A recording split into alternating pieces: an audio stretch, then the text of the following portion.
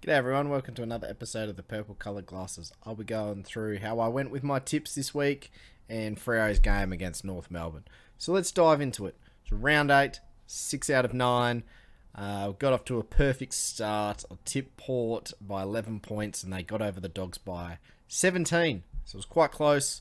And I saw quite a few people had tipped the Dogs, so I was high on enthusiasm. I thought, yes, here we go. I'm going to start making up some ground. And I was also at the Fremantle game and got to see Freo absolutely dismantle North Melbourne.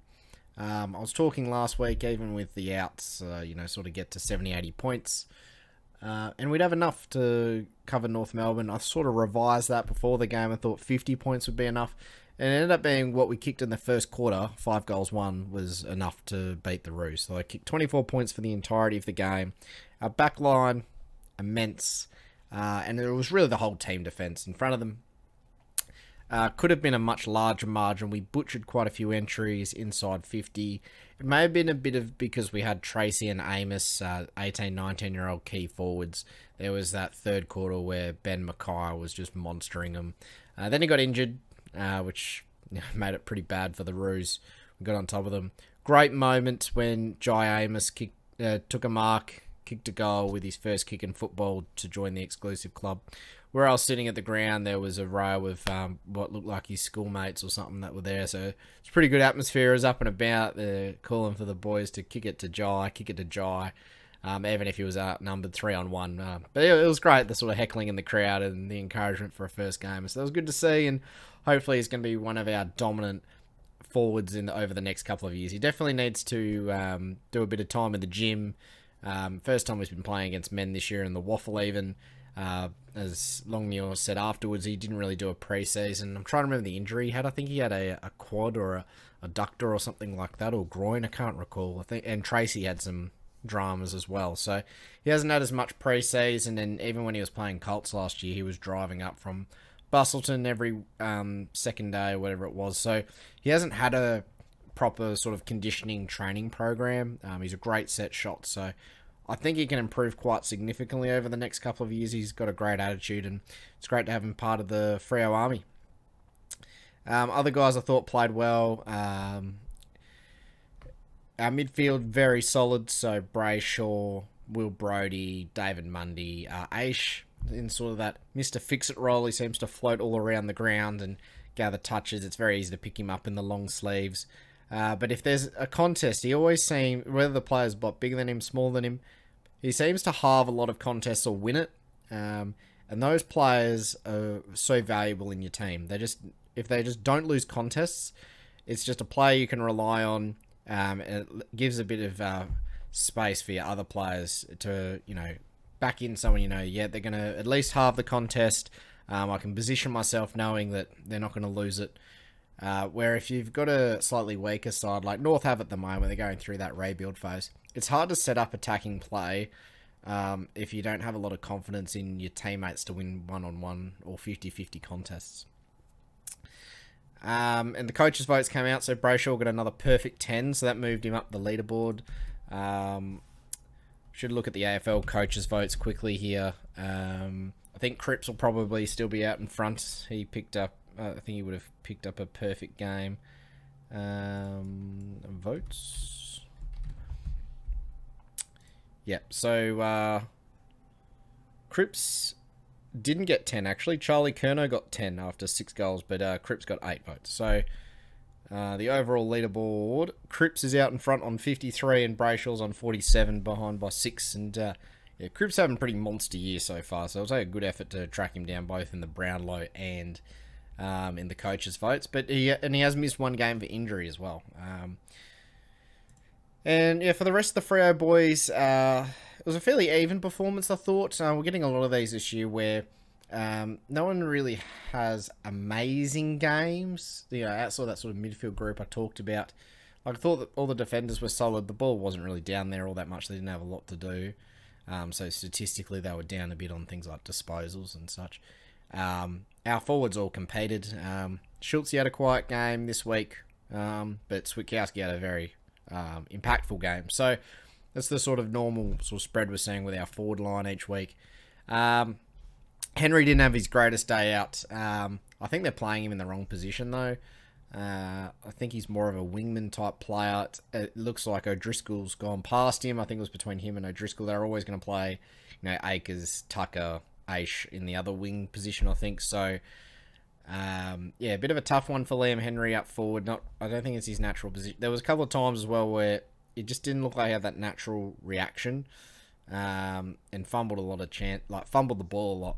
Maybe he was thinking what he was going to do with it before he already had it. And I think it was between him and Sam Sturt to come in. Sam Sturt had another great day out in the waffle. I think he kicked 3 goals. So they might look at him to come back. I reckon Frederick is probably the first cab off the rank, though, for a straight swap for Henry.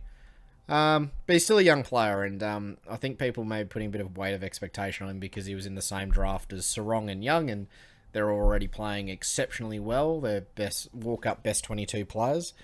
And just because Henry's not at that level yet doesn't mean he can't get to that level or even go past them in terms of his ceiling. Like, everyone develops a little bit differently. So if he gets to their level, that's great. If he's a little bit below, that's fine. But if he goes above them, that's awesome. So there's still... Everyone sort of develops at different rates. You see some of the guys at Port Adelaide, like, Butters and Dersma and Rosie. They sort of came in, had an awesome impact immediately, but... it seems like maybe they've plateaued a bit and they won't grow. And that they still might go on to improve again. But, it's just sort of an example of players sort of grow at different rates.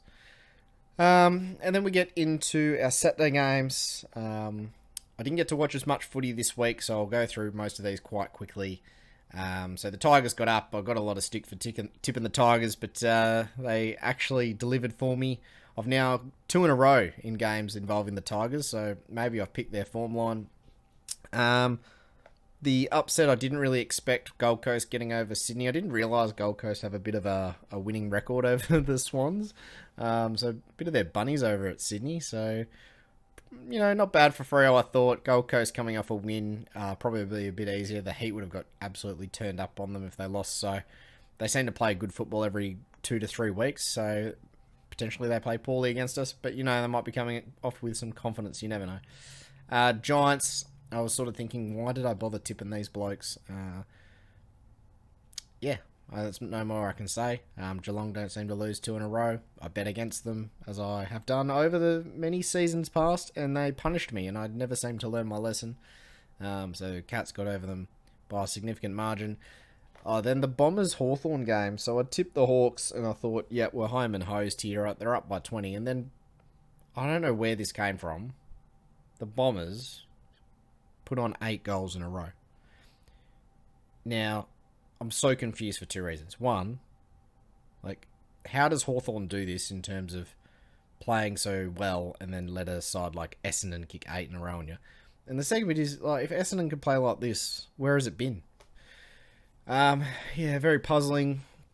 I think it was a bit of a throw at the stumps, who knows what will happen. They had 4 players come out before the game. I thought that solidified my tip even more. There was no chance for the Bombers. So, I've given them a lot of flack. I don't rate them as a side. They're not going to win many more games this year. But, credit to them. They got up over the line. It was an epic comeback. And, good on them. Brisbane against West Coast. As expected, Brisbane slaughtered West Coast. I forgot to cover it in my video last week because the teams weren't out, but the 75 points. Yeah, the only thing that's a concern for Brisbane is the injury to McStay. So now they got McStay and Danaher out, and the forward structure. I mean, against a team like West Coast, it doesn't matter, but when you're playing some of those better teams that can hold you up a bit, that's where they might run into some challenges scoring. So. They'll come up against Freo in a month. I think they come up against Melbourne as well. There's this block where Melbourne, Freo, and Melbourne sort of all play each other in a 3-week period. So it'll be interesting to see how all 3 sides come out of that. Then we've got Melbourne up against St Kilda. As I sort of thought, Melbourne would flex their muscles. Saints never seem to be this team that come out and make a statement game. I'm trying to remember the last time they came out as they were sort of on the up.